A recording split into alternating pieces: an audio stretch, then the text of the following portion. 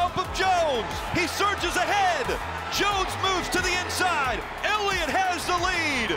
Chase Elliott through the dog leg. Blaney with momentum. He's not going to get there. Elliott's going to win at Talladega.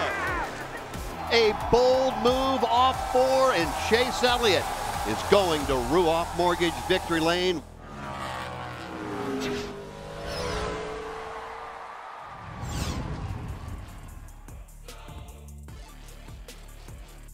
Hey everybody, welcome into Studio 3 for the preview show delivered by DoorDash. I'm Alex Weaver, that is Alan Cavana, and I can hear the faint playing of Leonard Skinner already firing up. Sweet home Alabama, Talladega is where we're headed for the biggest wild card of the playoffs.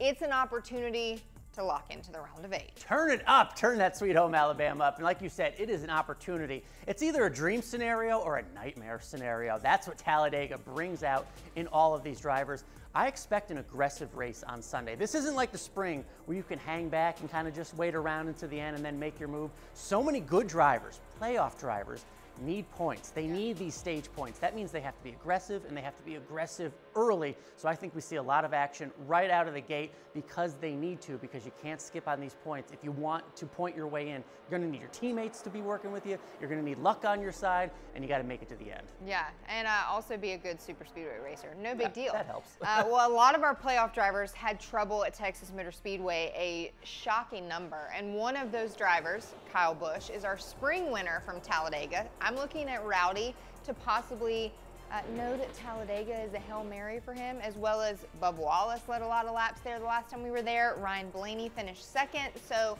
can we look at some of the drivers who know that they have to have good days to have a good day? Sure. I mean, those drivers below the elimination line are all very good at Talladega. That's what's so intriguing. And you look back to last week, Bubba had his issues on the final restart. Ryan Blaney sped, cost himself a bunch of points. Kyle Busch knew something was wrong with his car. They still spun out and they crashed. So each driver had their own issue at Texas. What I'm wondering is mentally, who overcomes that the best? Who puts that in the rearview mirror, focuses forward on Sunday? I think that driver is the one that comes out the best on Sunday to put all the bad stuff in the background, because they each had their own issues. Who can overcome it? That's who does the best on Sunday. Let's zoom in on that elimination line just a little bit more, because right now below the elimination line is both drivers from 2311, Bubba Wallace and Tyler Reddick.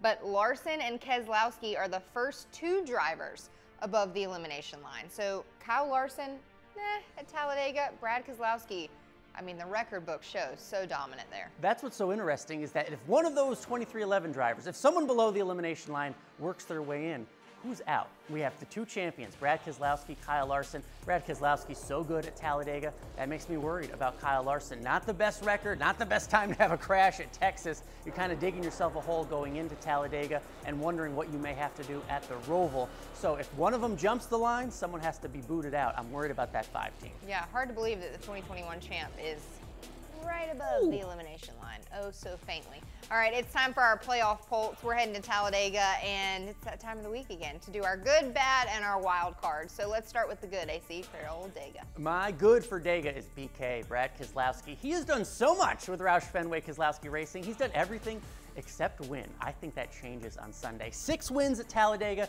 Nearly 50% of the time he shows up at Talladega, he doesn't just finish. He finishes in the top 10. The man knows how to get it done. Losing streak over for Brad Keselowski on Sunday. Maybe he starts a winning streak. Yeah, needs to start a winning streak for sure. It would be the first for him with RFK, so a big celebration in Talladega, I would imagine. I'm going to go with my good. This is super low-hanging fruit on a super speedway.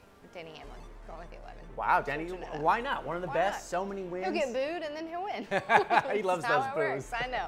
All right, the flip side, the bad for Talladega, I feel like we might have a lot of beaten up race cars by the end of it. Yeah, I'm going to surprise you here.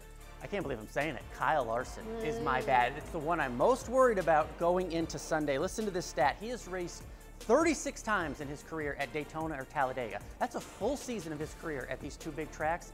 He has 1 top 5. 1 top 5 for Kyle Larson. That's not the stat I want to hear if I'm a 5 fan. Going into Talladega, knowing I need to accumulate a bunch of points, maybe even get a win if I want to keep this championship hunt alive. I'm worried about Kyle Larson. Prove us wrong, champ. Prove us wrong.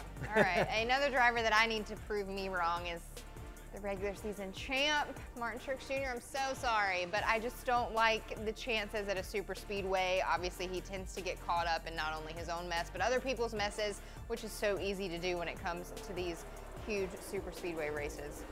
Not a lot of help there in the Toyota camp. It's the smallest of the numbers, and he barely squeaked by to get into the round of 12. So it's 19 for me. Yeah, 2 champs we're worried about. All right, and then the wild card. This is really just throw a dart at the board, but who's your wild card? My wild card is Bubba Wallace because like he is pound for pound maybe the best drafting track racer out there. We know he can lead laps. We know he can get it done, but will he get it done? He can lead every lap and crash on the last one. That won't do anything for him. Sure. That's why he's my wild card, because we know he has the ability, the car, but he needs to get the win. Can he? That's the wild card factor for me. How about you? All bets are off. I'm going to go with his teammate, Tyler Reddick. T-Rex. I'm going with the 45, so maybe we'll have some Jordans in victory lane at some point. It's been a good run for him in New Jordans. It's been a good run. All right, well, a lot of memories made at Talladega, and let's throw it back to our NASCAR 75 flashback in 2000 with the old black and white number 3. Ooh, the Intimidator, one of the best memories in NASCAR 75 years. With 5 laps to go, the Intimidator is 18th. Not a problem, Alex. He starts cutting through the field like only he could. Such Earnhardt style, too. Huge mark on his right side of his car, doing it the hard way, 3 and 4 wide. Ultimately, Kenny Wallace in the 55 gets behind Earnhardt, gives him a big push, and it was game over. Win number 10 at Talladega, 76 on a wonderful career. Of course, it ended up being his final victory. Such a memorable one, though, and one we will talk about forever. The number 3 flags still fly very high in Talladega. That is Earnhardt country. So good for the rest of the field that an Earnhardt is not in the field. We're going to see if one playoff driver can lock himself into the round of 8, and he's going to have to get through the beast that is Talladega. Make sure and tune in to the Super Speedway and the High Banks down there in Alabama, 2 p.m. Eastern on NBC. And make sure you join us right back here next week for the preview show delivered by DoorDash. She's Alex, I'm Alan. We'll see you then.